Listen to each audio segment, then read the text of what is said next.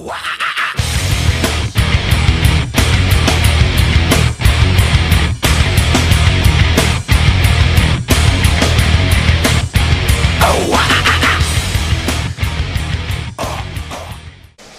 back, folks, for another weekly Garden Helper Tech Tip. Andy Krieger with Krieger Greenhouses, and today we're going to talk tomatoes.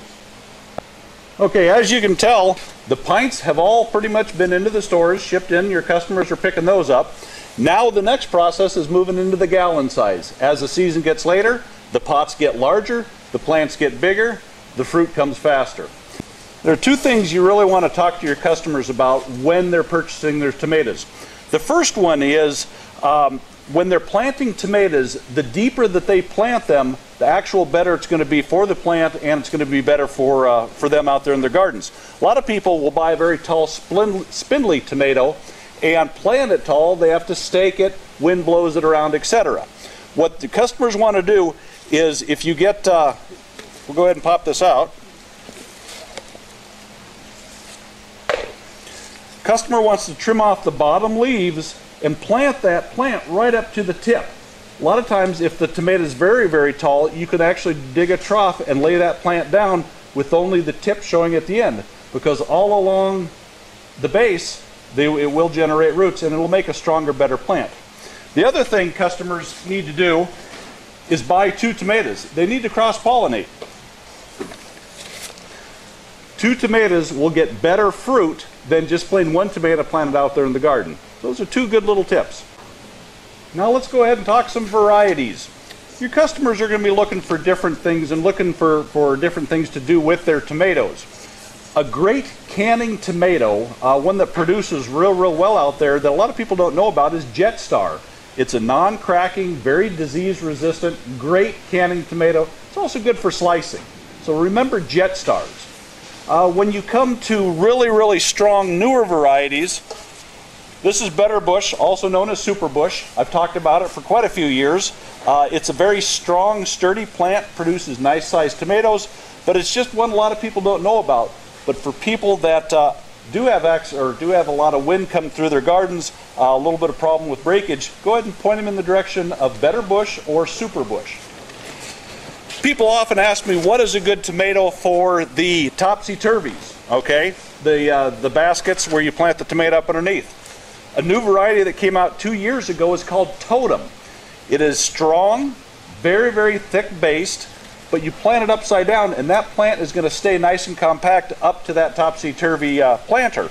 It's not going to get very long and aggressive. Totem is an excellent variety if your customers are coming in looking for something for their topsy-turvy. A real fun one, this is another miniature, almost a dwarf variety called Tumbling Tom. It's Tumbling Tom Yellow. If your customers are looking for a good little sweet yellow cherry type, give them Tumbling Tom Yellow, available in the pint size. There's one special variety that I want to introduce to you that there's probably not 3 growers in the United States of America that are growing this variety. Your Garden Helper growers are growing them. It's called a San Marzano. As you can tell, it's a very tall plant. When you plant it, you're going to want to plant it very deep, or dig your trench and lay it in there. It's also going to need staked. But what a San Marzano is really its aroma type. It's a paste tomato that has flavor that is just beyond compare. It's wonderful. The thing that's neat about them versus Roma, the regular Roma tomatoes, when these have their put on fruit, they put on clusters, so you get very large production. Native to Italy, in fact our seeds come out of Italy. It is something very special, and for your customers that are looking for something a little different, a little unique, willing to put a little bit more time into it, San Marzanos are well worth the effort. The last thing I want to talk about is heirloom tomatoes. Now everybody knows, they've heard it, they really don't know what they are though. The best way to define what an heirloom is a tomato variety that your grandmother refuses to grow. They have a tendency to be very tall, very aggressive plants, maybe not quite as disease resistant. The tomatoes over the years have been bred to improve in fruit quality and in plant quality. Heirlooms actually are a step back. Very good flavor, but you do have to educate your customers that they will be a little bit more aggressive. They are going to need to be staked. They're also probably going to need a little bit more fungicide and insecticide put on them, because that is not bred into their genes, as is with a lot of hybrids. So beware a little bit of the heirlooms. Even though people know what they are, they have to be prepared to plant heirlooms. Hope this has been a little helpful for you.